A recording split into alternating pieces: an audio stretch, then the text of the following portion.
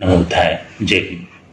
मैं आपका दोस्त प्राजागारो आज फिर एक बार आपके लिए धम्मपद की एक नई कहानी लेकर आया हूं, तिस्स स्थविर की कथा। लेकिन इस कहानी की शुरुआत करूं इससे पहले आप इस चैनल को लाइक कीजिए, सब्सक्राइब कीजिए और शेयर करना बिल्कुल भी ना भूलिए। तो सुनते हैं अप्रमादी का पतन असंभव है, तिस्स स्थविर की कथा गाथा। अपमादरतो भिक्खु पमादे भयदस्सीवा अभब्बोपरिनाहाय निब्बाण सवे संथिके।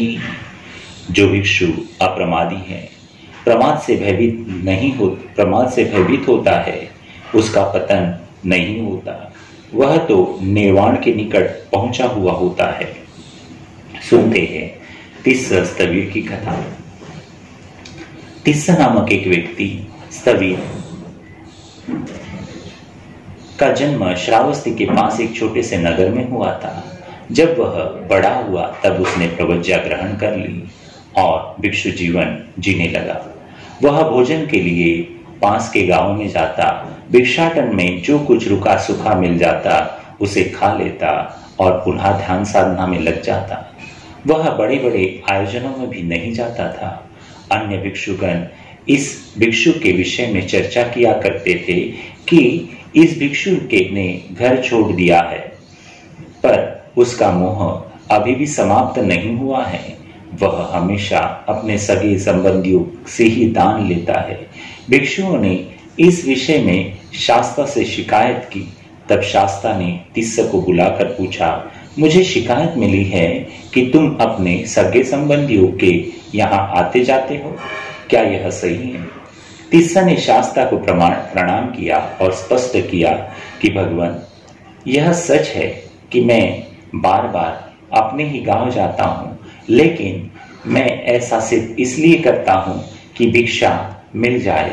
जैसे ही पूरी भिक्षा मिल जाती है तो मैं लौट जाता हूँ और आगे एक कदम भी नहीं बढ़ाता। मैं जो भी भोजन मिलता है उसे खा लेता हूँ। मैं यह नहीं देखता कि भोजन स्वादिष्ट है या नहीं, मैं उसी में संतुष्ट हो जाता हूँ। फिर गांव वालों के साथ हिलमिल कर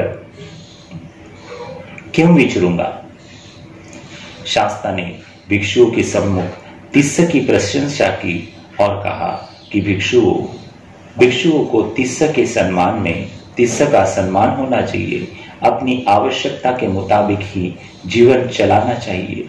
इस संबंध में शाक्य मुनि ने पूर्व काल की एक कथा सुनाई। किसी समय एक गुल्लर के पेड़ पर पक्षीराज तोता रहता था। उसके साथ उस वृक्ष पर अनेक पक्षी भी रहते थे। धीरे धीरे पक्षी गुल्लर के सारे फल खा गए। वृक्ष फलहीन होने लगा। सभी पक्षियों ने दूसरी जगह जाने का विचार बनाया। पक्षीराज ने कहा, तुम लोगों को जाना है तो जाओ, मैं इस पेड़ को छोड़कर नहीं जाऊंगा।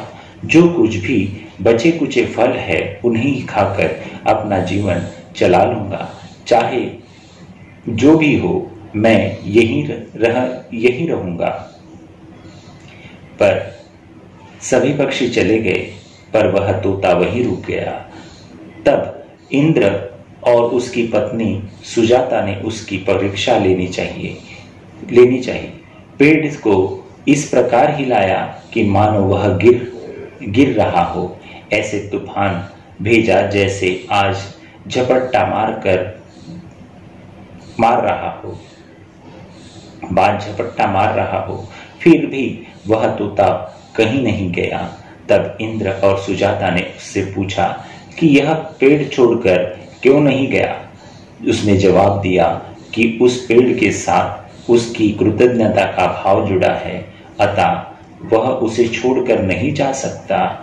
उस जन्म में तोता बुद्ध स्वयं थे और अनिरुद्ध शक्र था। साधु साधु साधु।